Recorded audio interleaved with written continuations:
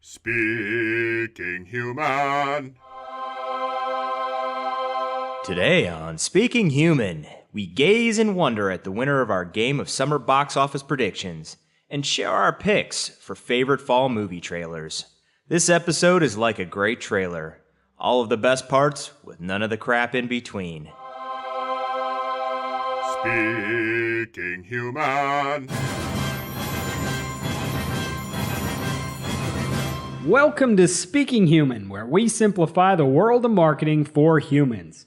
I'm Shad Conley, and with me is my co-host, Patrick Wonder Woman Jebber. You know, I'm proud of that moniker, Shad, because I'm full of wonder, and I like to think that I could fight like Wonder Woman. Well, and you should be very happy of that nickname because Wonder Woman basically changed your life. She transformed your fortune. She turned everything around for you. As we'll reveal later in the episode, you owe everything you have to Wonder Woman. And that's the respect, the undying respect as the winner. Oh, wait, I can't give that away. Whoa, spoilers. I have another spoiler for you. The clown in It is the killer. Ah! What? Did I really just give that away? My most anticipated movie of the fall, destroyed. I just can't believe it. What a twist. It is. In case you didn't catch it so far, today is a movie episode. We're talking films, flicks from the summer and from the fall. And we got a lot of good stuff to get to today, Patrick. We talk about movies a lot on Speaking Human. I think that's because we're big fans of movies. No doubt. And I feel like they're a key piece of pop culture, which is a big part of this podcast and how we look at marketing. And it's a great way of looking at, some of the topics we like to talk about in relation to marketing, I think. They have nice tie-ins to movies. So always a good topic for us. Always something we're excited to talk about. That's true. So the opening question today, Shad, with the box office being down this summer and Apple potentially bringing new movies to home screens much sooner, do you still value the movie theater experience after all those negatives potentially for the movie world? Yes, is my answer. To me, the movie theater experience is still something unique for a few reasons, I would say. One is it's the biggest picture in sound. No matter how good home entertainment gets, you're never going to be able to really touch movie theaters. It's still something unique. The second one, when you go to the movie theater, you actually are like 100% paying attention to the movie versus at home when it's almost impossible to pay that much attention to a movie. Even when you try, there's your phone, there's other things going on. It's a lot of distraction. And then the third thing I'll say about the movie theater experience is it can be really fun to watch a movie with a big crowd and hear the crowd reactions, and feel like you're part of this communal experience, especially when you're seeing something for the first time that's surprising, or funny or something like that. You just react differently when you have that whole kind of crowd involvement. That's not something you can really replicate at home on that scale. Yeah, being focused on the movie itself as opposed to being at home, I compare that so closely to going to the gym. There's something about the focus that a theater creates for a movie very akin to working out. You got the distractions at home, you've got your phone going off, people ask you for things, and you just want to do that one specific task. There is something so great about just going to that theater, sitting down in the seat, the lights dim, the sound, like you said, is top notch, and you're just focused on enjoying yourself for those 2 hours of your life, or in this day and age, 3 hours sometimes for some of those movies. So, you're right. It's just having that space that's just exclusively devoted to this thing makes a big difference. I still like going to the movie theater, though I will say, I don't do it as much as I used to. There's a convenience to watching movies at home. A lot of movies, just be like, I'll just wait. Maybe that has to do with the quality of the movies or whatever, but certain movies you're like, I don't really need to see that in a theater. There are those other factors that pull you away, and I think most of us Americans and maybe the movie-going population in general feel that now. Yeah. Years ago, you didn't have the experience in the home like you do today. And that's why people will choose, I could wait to see that at home. Yeah. Well, you even go back pre-home video or whatever. If you didn't see a movie in theater, you didn't know when you were going to be able to see a movie again. Exactly. And now, 2 months. Yeah, turnaround has become so quick. I will say, too, all these things outside the movie theaters, these outside factors have changed. Movie theaters have not changed or evolved all that much.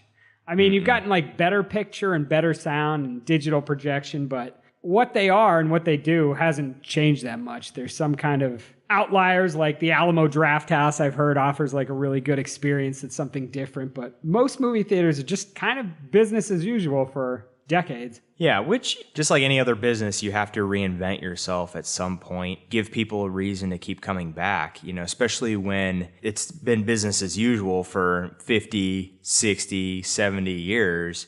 You got to do something that's going to drive traffic back in through your doors. So, yeah, might want to think about sweetening the pot a little bit, movie theaters. That being said, you still like going to the movie theater, Patrick? I love it. Like you said, I don't see them quite as much as I used to. I do make it out for as many as I can. My kids are getting a little bit older now, so they could see a lot of like the superhero movies, which is what my summer movie watching experience amounts to at this point. What movies would you end up seeing this summer? Well, I saw Wonder Woman, Guardians, Spider-Man. I really did a great job of supporting my list, is really Yeah. what it boils down to. So those are the three you saw? I did see Cars 3. As I recall on our previous episode where we were making our box office picks, I thought you talked pretty disparagingly of the Cars series. Yeah, well, it was on my list only because I needed a family-like animated movie. Because I learned from last year's Dory pick that you had. Yeah. So I picked Cars 3, which I actually probably should have picked Despicable Me, because that did better. Those were the ones I saw. Did you see any on your list? My movie going has just gone way down in the past few years. This is probably the summer I've seen the most movies in, 5+ years. I saw Really? 4 movies. Whoa. So I saw Guardians 2. I saw Spider-Man Homecoming. I saw Despicable Me 3. And I saw Baby Driver. Oh, so you were pumping up your list, too. 3 out of the 4 movies I saw were on my list. You didn't see Dunkirk, though, huh? No, I wanted to see Dunkirk. I just never quite made it. And I don't have a good IMAX theater around me. I heard that's really good in IMAX. What do you think of the summer movie season as a whole? Was this a good one? Where do you put it? There were some good movies, but, it was okay. I don't know. I don't want to sound down on the movie choices. I mean, I like all the superhero movies, and that's great. And they're good quality movies and everything, but there's nothing that stands out. I go, man, that was the best movie I've ever seen. That's what I'm waiting for. Yeah. That's what I'm waiting for. I agree. There wasn't like, I can remember like when The Dark Knight came out, or there's like movies that are just like huge behemoth that just own the summer, which Wonder Woman kind of was this year. It's a weird switch. I'm usually the negative one. I feel like here I am. I'm the optimistic one. I actually thought this was a good to really good summer. Think about it in comparison to last year when we were having this conversation and I was like, there's like nothing I want to see. Like last summer, I don't know, nothing even excited me or compelled me to want to go to the movies at all. This summer, there were at least a bunch of movies that I actually wanted to see. The ones I did see, then there was like Dunkirk, Atomic Blonde, Valerian, Planet of the Apes, Alien Covenant. There were a bunch of movies that I was like, wouldn't have minded seeing those in the theater. I was kind of excited for them. Even though you're right, there's a lot of still the same summer redundancies we've been getting, though. Maybe that'll be changing soon. Yeah, I will say this on a positive note. Like, I saw The Mummy, saw Alien Covenant. Oh, why were you hiding these? Because they didn't do well, if I'm being honest. You're embarrassed you saw The Mummy in theaters? I'm You so want to announce embarrassed. that to the podcast world? Only thing could have been worse is if I would have admitted to seeing the Emoji Movie, That'd have been bad. which did better than both of those movies, actually. I will say this. I go into these movies and I know going in what I'm getting, mostly because, here's a shocker, we're talking about trailers today. You watch a movie trailer and you can kind of get a sense of what you're going to get from that movie. Very seldom do I watch a movie trailer and I go into a movie and go, this is nothing like the movie trailer. You will remember very clearly I can't believe you're bringing this up again. Suicide Squad. Yes. Because that was something that it was very deceptive. It made you excited for that movie, and then you went in to see the movie, and you were like, wait a second. This isn't it. This isn't what you promised me, right? It was and you don't see that very often. It was total marketing spin. They almost like created a different movie for the trailers than that actually existed. Yeah. And so that's a great testament to how a movie trailer can really give you a sense of the movie that creates expectations. You go into movies with an open mind, I guess, is what you're saying. Yeah. I think that's the way to do it. I'll look into movies too much. I try not to read reviews or anything till after I see them, but I'm always like listening to things or reading things where people are talking about them in a way that always ends up influencing me. And if I come out of the theater with a bad experience, like Suicide Squad, I'm ready to denounce that movie for the next 10 years. Yeah. Suicide Squad is a great example, too, of word of mouth and how that can affect your initial perception of a movie or your expectations. Because I didn't see that movie till way after you had told me how much you hated it. And I only saw it because I want to see why Shad hated it so bad, right? Experience the awfulness for yourself. You thought I was being over the top. Yeah. I do understand why you were so angry, because the trailer was far better than the movie itself. Anyway, it's about movie trailers, and hey, that's a great example of something that is one of the purest examples of the power of trailers and our personal experience of them. Exactly. So in a minute, everyone, we'll tell you which one of us takes the crown for most accurately predicting the summer's biggest box office winners. But first, there's always this moment where we get a quick word from our sponsor.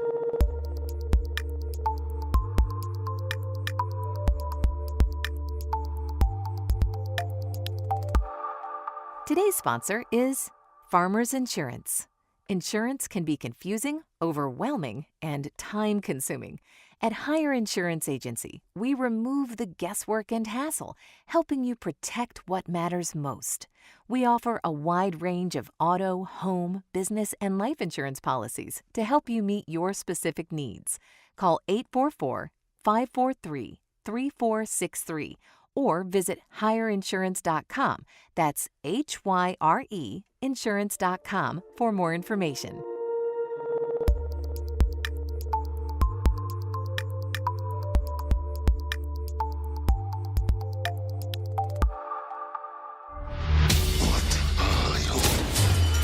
I am Diana of Themyscira, daughter of Hippolyta, queen of the Amazons. In the name of all that is good, your wrath upon this world is over. Wonder Woman, rated PG-13. Experience it in IMAX 3D. That was an audio clip from a TV spot promoting the movie Wonder Woman, the most buzzed about movie of summer 2017. Way back on episode 81, we shared our predictions for the 5 movies we thought would make the most money at the US box office this summer. Did either one of us predict the phenomenal success of Wonder Woman? You're about to find out. So Patrick, we have this thing, I guess the thing now, because we've done it 2 years in a row, where we try to predict the top 5 at the summer box office, the big winners that are going to make the most money. But first, let me share a few stats, some numbers about the 2017 summer box office as a whole, which, as we mentioned earlier, was a down year.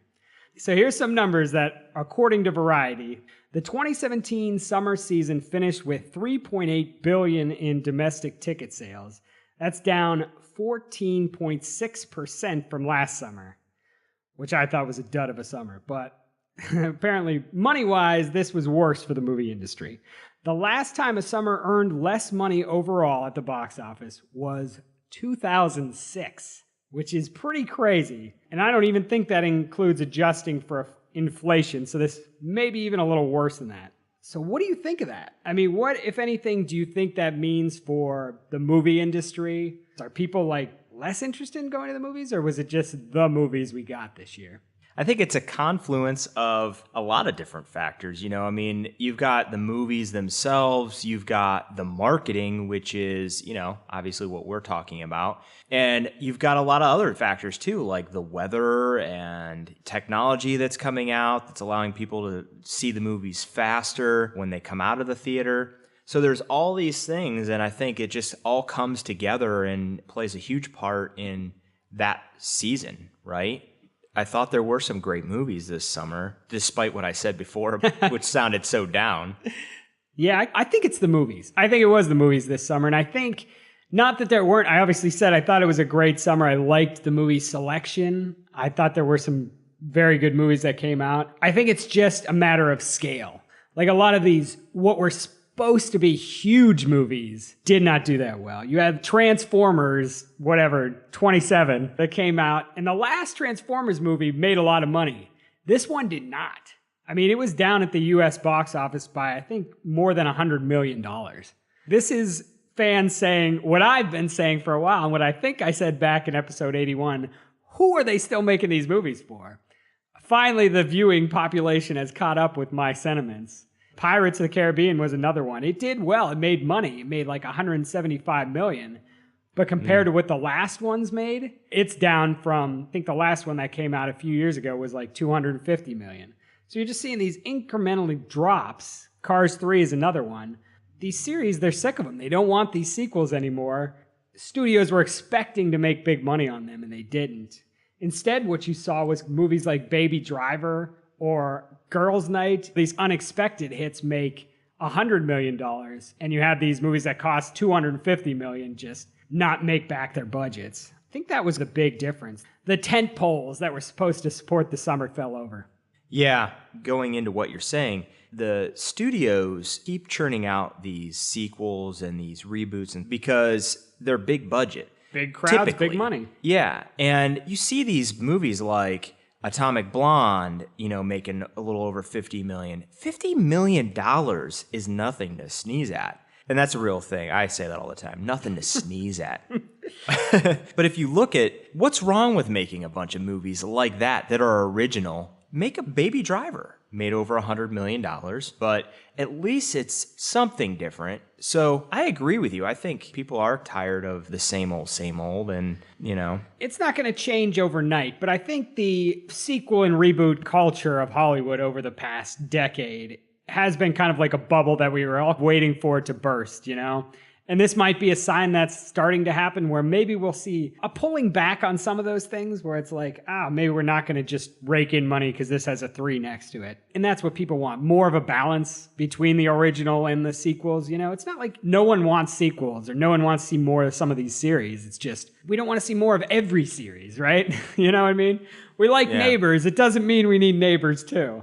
At least that's where I hope it's going to go. Me too. I think it will. So do you want to share what our predictions were on episode 81? Yeah, so my picks were Wonder Woman, Guardians, Spider-Man, Cars 3, and Planet of the Apes. Top 5. Those were your top 5. My picks were Despicable Me 3, Guardians of the Galaxy 2, Cars 3, Dunkirk, and Spider-Man Homecoming. Now here's what the actual top 5 movies of the summer were. In order, number 1, a surprise to some. Wonder Woman, which made about $410 million. These are numbers as of now, so they made a little, we ended this on Labor Day, they made a little more money since then. Number 2, Guardians of the Galaxy Volume 2, $389 million. Number 3, Spider-Man Homecoming, $328 million. Number 4, Despicable Me 3 with $260 million. And number 5, Dunkirk with $183 million. So what we did, we took our 5, we added up the totals. So here's how things played up. Patrick's movie lineup earned a whopping $1.42 billion. Pretty good. Mine earned a total of $1.3 billion. So you bested me by about $100 million. Not bad. That's considering, not bad. The crucial mistake I made. Yeah, it's surprising how close you were given that mistake. Yeah, well, here's the thing. My top 5 was very good, other than one gigantic mistake that I will live to regret for the rest of my life, which was I did not have Wonder Woman, the number 1 movie of the summer that made over $400 million, did not have in my top 5. So that's a big mistake.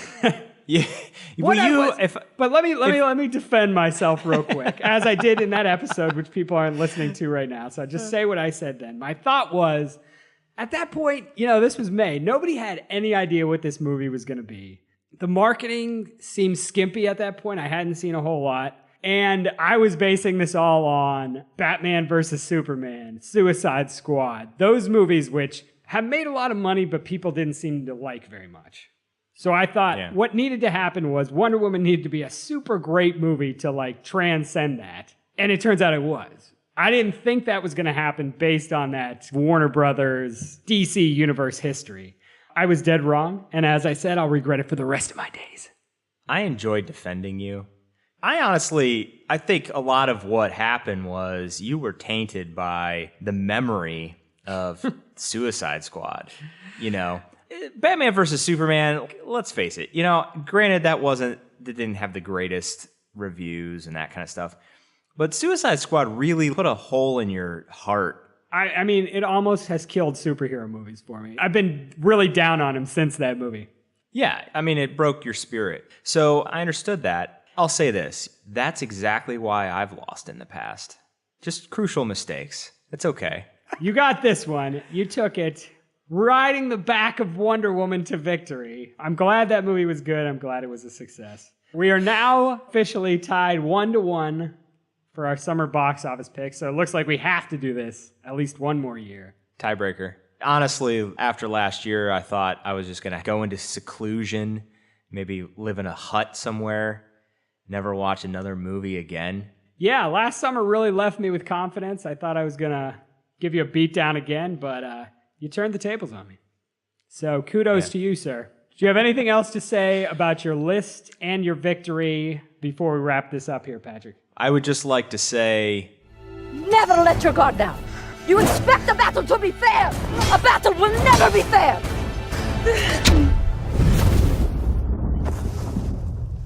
Thank you so much for that inspirational message.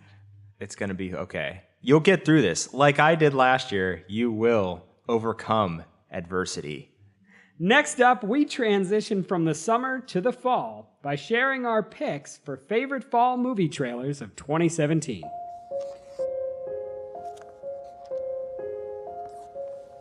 There you go. She's all ready, Captain. Thanks, Billy.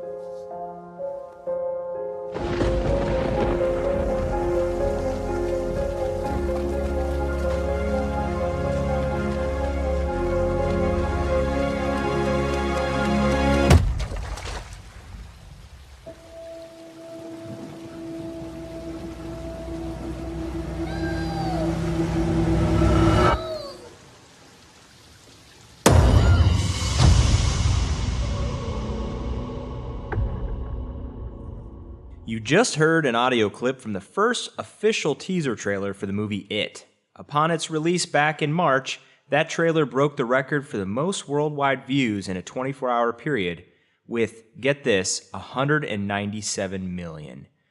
And the movie itself recently set a September box office record with an opening weekend of 123 million. So before we get into our picks for favorite fall movie trailers, let's talk a little bit about the power of trailers as a marketing tool. With the big question being, Shad, are you ready? I'm ready. What is it? Lay it on me. Are movie trailers an effective form of marketing? Yes. Another just solid yes. Absolutely.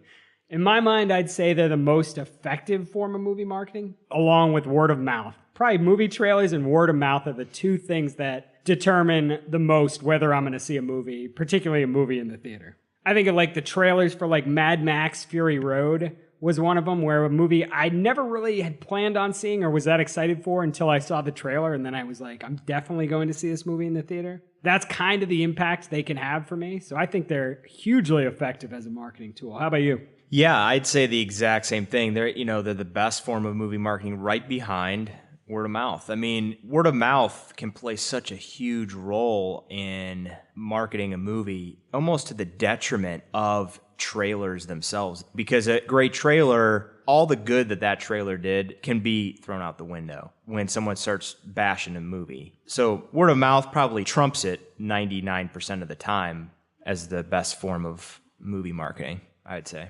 Yeah. Trailers, though, as you kind of mentioned in the intro when we were talking, they're pretty telling. You know what I mean? If you can't find enough clips to fill out, a minute or 2 minutes to make me want to see your movie, you're in trouble, right?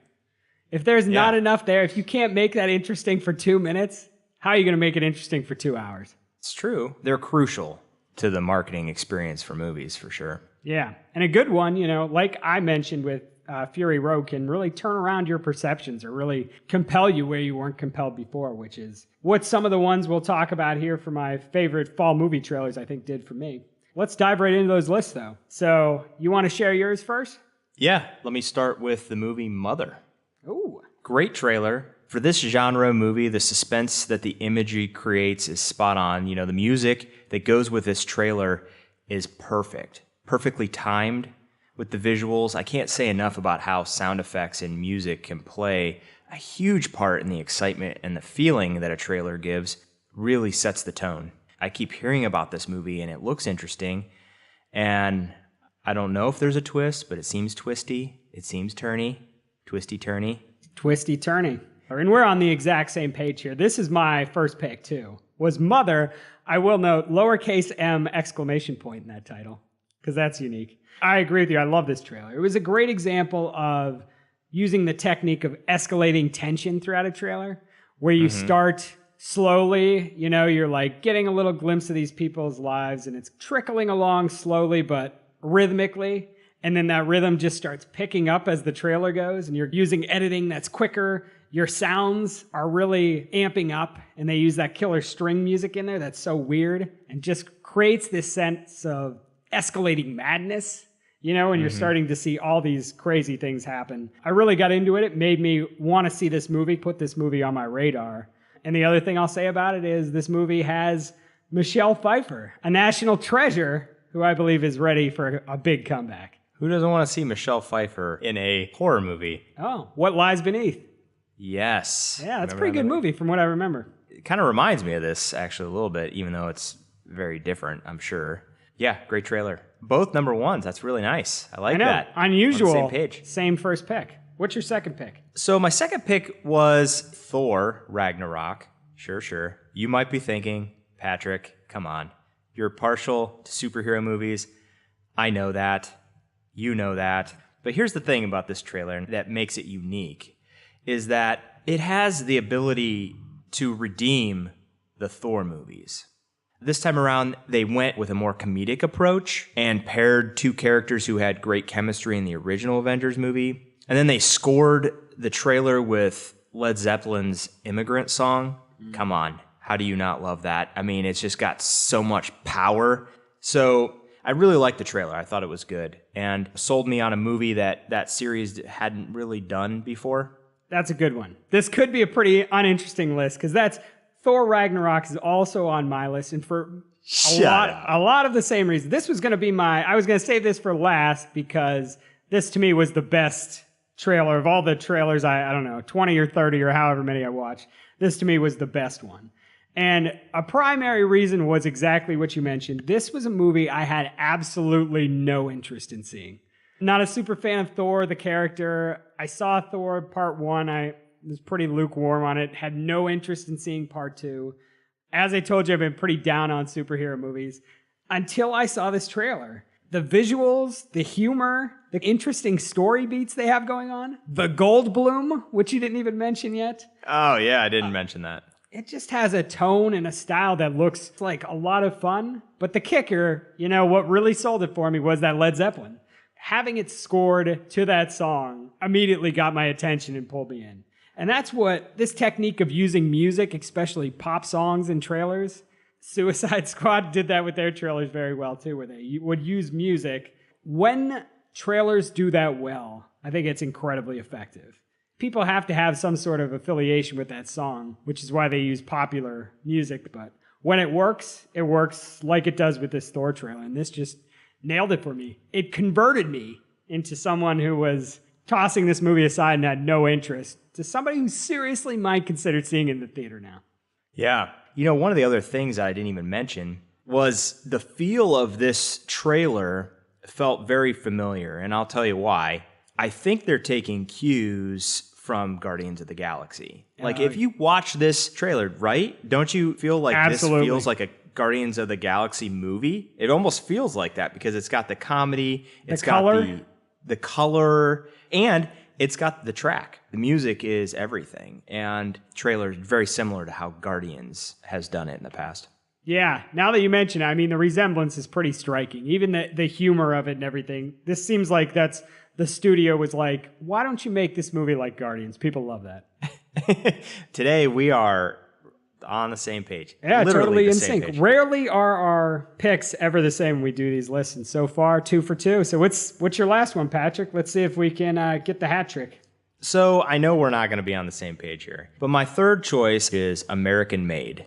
And this is a movie with Tom Cruise. I'll start by saying that I'm not usually looking forward to movies that are based on true stories. I just historically don't really have that much drive to go see a movie like this. But this trailer has a great pace, and it convinces me that it's just crazy enough that it might satiate my need for an escape from the real world.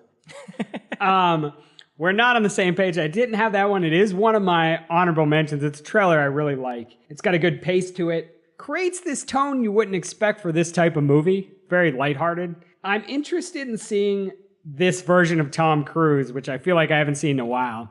The kind of fun, loose, trying to do some acting Tom Cruise. Yeah. And I'm a big Cruise fan. I like almost everything he's in. But I look forward to seeing him do something more interesting rather than just be like the centerpiece of an action movie. And looks like he's doing that in this one. Yeah, this is a nice change of pace, I think, for his acting chops. He's kind of fun when he's being wilder, like Jerry Maguire, Magnolia, Tropic Thunder Tom Cruise. Yes. Vanilla Sky. Oh, I love Vanilla Sky. One of my most underrated movies, I think, of the 2000s. I love that movie. But yeah, we're going to get a lot of hate mail for that because I know that that's not a widely loved movie. Yeah. So what's the third on your list then? Third on my list was The Disaster Artist. Did you see this trailer, Patrick? I did. So the plot, for people who don't know The Disaster Artist, this has James Franco, Seth Rogen, James Franco's brother, who I don't know his name. But it's a behind-the-scenes look at the making of Tommy Wiseau's The Room in 2003, considered by many to be one of the worst movies ever made. It's kind of gained a cult following because it's so bad it's good type of thing. But what's interesting about this movie trailer is it uses a technique I think doesn't really get enough play in trailer, which is just letting a telling scene from the movie play out. So what we get in this one is they just show this scene based on a movie set, trying to film this scene, and James Franco playing this main character, the star of this movie, just not being able to remember his lines, not knowing the lines, seemingly not caring, but they just let the scene play out. It's escalating comedy, and I think it gives you a really good sense of what the movie is and the type of comedy that's going to be in it. This was a movie that definitely wasn't on my radar. I hadn't really heard of it or heard much about it. I've heard of The Room before, but never have seen it. But I definitely want to see this movie now after watching the trailer. So it's another example where it hit the nail on the head. It gave me something, for a comedy, you want to make people laugh in the trailer. This made me laugh. So it accomplished that. And sometimes just taking a scene from the movie and giving people that is enough. And it does that really well. The fact that they made a movie based on the making of this other horrible movie seems a little bit genius to me. And I know that they like to poke fun and do weird things in their movies, so it might be a good one. But I did like the trailer in that, it does take a piece of the scene from the movie and just let it play out. Yeah, really made me laugh. It makes me want to watch The Room, too, which just looks, absurdly ridiculous. Yeah, well, we like to watch sometimes bad movies and so bad poke it's fun at good. them. So bad. Well, those are all good picks. We had some differentiation there in the end, but I mean, the fact that we had two that were the same just shows you how good, I guess, those trailers were, how effective. Or maybe just how much we think alike. It might be that, too. Did you have Years and years of working together have done that. That's what happens. Your brains go in sync. Did you have any honorable mentions? I know you don't like to do honorable mentions. I didn't know if there were any you wanted to mention, though, that you thought about putting on your list. I hate honorable mentions, but I will mention one movie, and I'm going to make it quick. The movie Downsizing. Oh, okay. With Matt Damon, Kristen Wiig, and that looks really interesting. Unique. Check out the trailer. I think people will really like this one. Might be different downsizing than you're expecting. Yes. I had a few that I'll just mention real quick that I thought about that I really liked. One was Blade Runner. Unique visuals all around. And then another one was 3 Billboards Outside Ebbing, Missouri, which is a movie I had never heard of, but had a very profane, strangely, darkly funny trailer. And then also, the last one I'll mention is It. Had a great trailer. We played the clip from that and talked about it a little. It's already out and released and is killing it at the box office, showing that good movies make money at the box office. That, I thought, had a pretty effective trailer. Just goes to show how a trailer that did very well in terms of viewing then led to a movie that's getting crazy big numbers at the box office. Yeah, a lot of good buzz on that one. And on that note, let's get our final nugget of human wisdom. Human wisdom.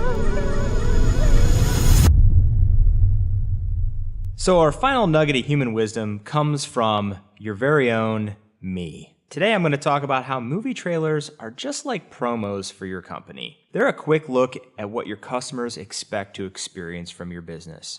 It should have good pace, it should convey mood through great storytelling, but most importantly, it should make your potential customers feel something. That last part is important, because if you can make someone feel something, you have a chance of being remembered when it counts. Similar to when someone's thinking about going to the movies on a Friday or Saturday and they're choosing a movie to complement a night out with their family or friends, it's the same thing. Only your customers will be thinking of your company and your product or services when they need them. And that's a good one. I think that's a great comparison, the parallels between marketing and movie trailers.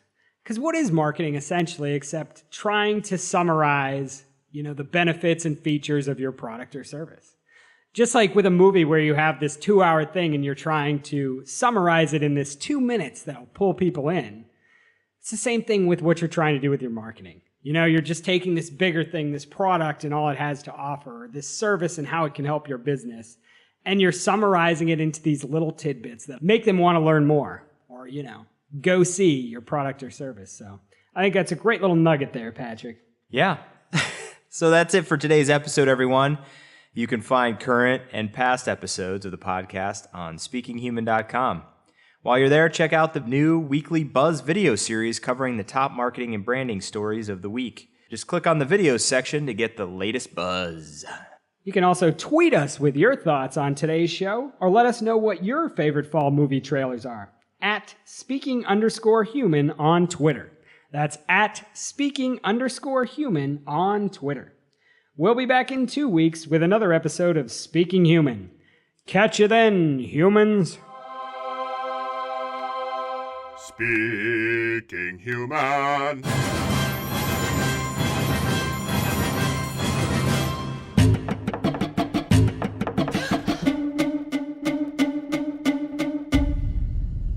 He has pictures of you in his luggage. What were you doing in their luggage?